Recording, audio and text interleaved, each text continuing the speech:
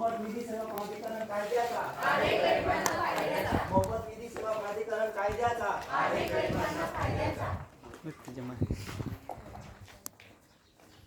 तर नमस्कार बंधू आणि भगिनींनो, आम्ही नंदुरबार तालुका विद्यार्थी समितीचे विधी महाविद्यालय चे राष्ट्रीय सेवा योजनेचे स्वयंसेवक आज आपल्या समोर मोफत विधी सहायता या विषयावर पथनाट्य सादर करीत आहोत। तर या पथनाट्यामध्ये गरीब कुटुंब आणि एक श्रीमंत कुटुंब आहे, त्यांच्यामध्ये जमिनीवरून वाद होतो आणि त्यांना म्हणजे जे गरीब कुटुंब आहे त्यांना वकिलीचा खर्च नसतो, त्यामुळे त्यांना कशा प्रकारे मोफत विधी सहायता दिली जाते, वकील उपलब्ध करून दिला जातो हेच आपल्याला आज बघायचे आहे। तर बघूयात।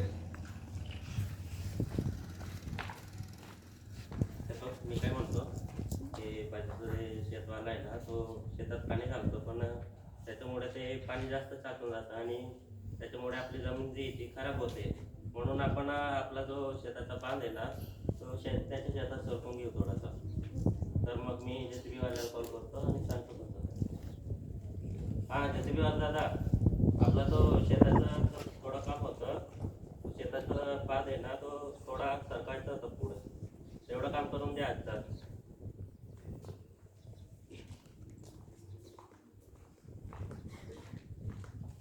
JCB वाल्यांना सांगितलं, ते त्यांनी काम करून दिलं।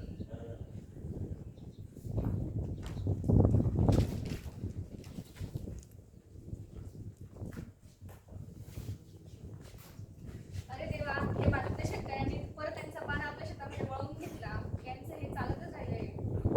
दरवर्षी थोडं आपल्या 7-8 एकर जमीन होते, त्यांनी तर किती सरकून घेतले, दरवर्षी थोडं सरकवते। आता 7-8 एकर मधून त्यांनी 2-3 एकर ठेवले, आपण काय करू आता? कोण आता आपण त्याच्याशी बोलून बघू, काही त्याच्यावर काही पर्याय निघतोय का, त्यांना कुठे जाऊन बघून घेऊ काय। चला आपण त्यांच्या घरी जाऊ।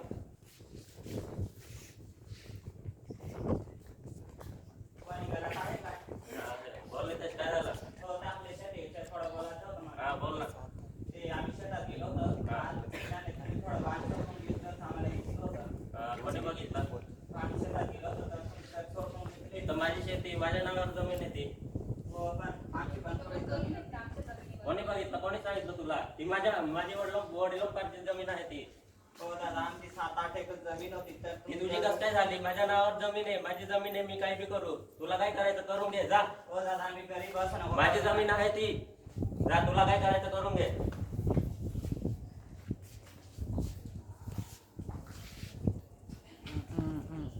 हो, त्यांनी पण दरवर्षी करतो, आता आपण काय करू? आपली शेती पण कमीच राहिली आता।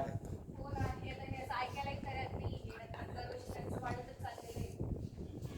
आपण काय करू?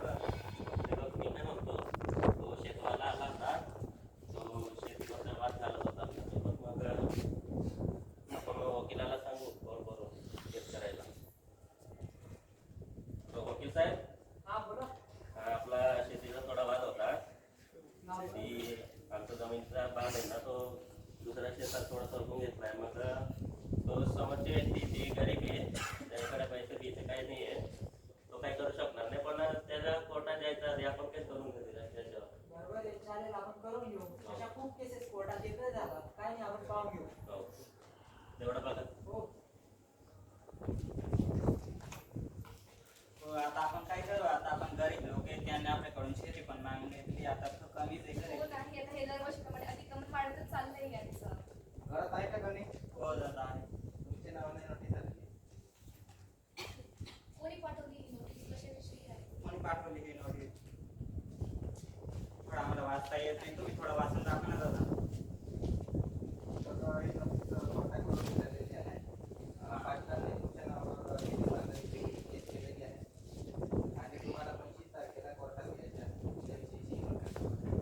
हो, बघा ना, आपल्यावरती आणि केस करून दिली, आपली जमीन वाढवून त्यांनी आपल्यावरच केस करून दिला, आपण आता काय करू ते बघा ना। हो ना, आता आपल्या कोर्टात त्यासाठी आपल्याकडे काहीतरी पैसेही नाही, आपण कोर्टात त्यांच्या विरुद्ध केस लढवू शकू असं। काय झालं दादा महिने? अहो हे बघा ना, आमच्या शेजारच्यांनी आमच्यावरती केस करून दिली, आमच्या जमिनीवरती अतिक्रमण करून। बघा बरं, तुमच्याकडे काही मदत होते का?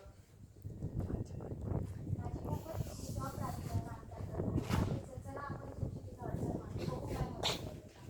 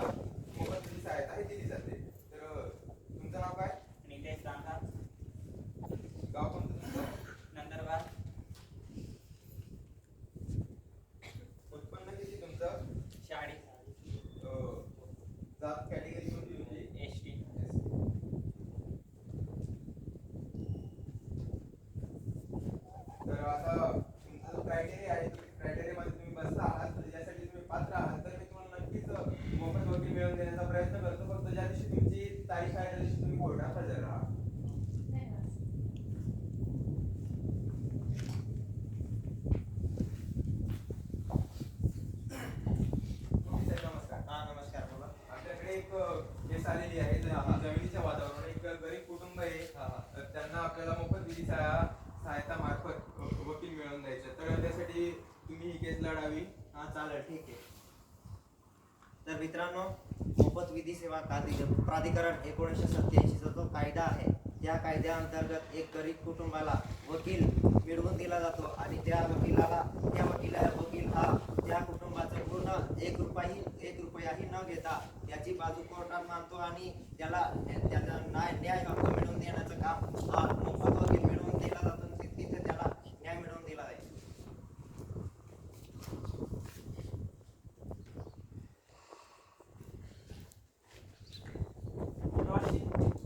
खूप वर्षांपासून माझे पक्षकार त्या शेतीवर त्या जमिनीवर शेती करत होते आणि काही वेळेपासून विरोधी पक्षकार हे त्यावर दावा ठोकण्याचा प्रयत्न करत होते. त्यामुळे आम्ही कोर्टामध्ये आलो आहे. आमची विनंती आहे आमच्या साईडने निकाल द्यावा.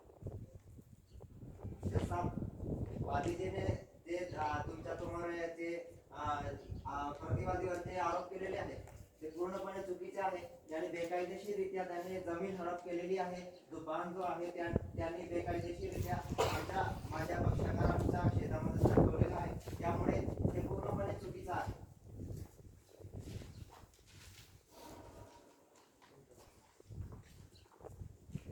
तर मित्रांनो, आपण आता बघितलं आणि ज्या मागणीची पात्रता सांगितली यासाठी जे महिला आहेत, बालक आहेत, गोरगरीब आहेत, SC ST कॅटेगरीचे जे आहेत त्यांनाही मोफत विधी सहायता दिली जाते. तर धन्यवाद.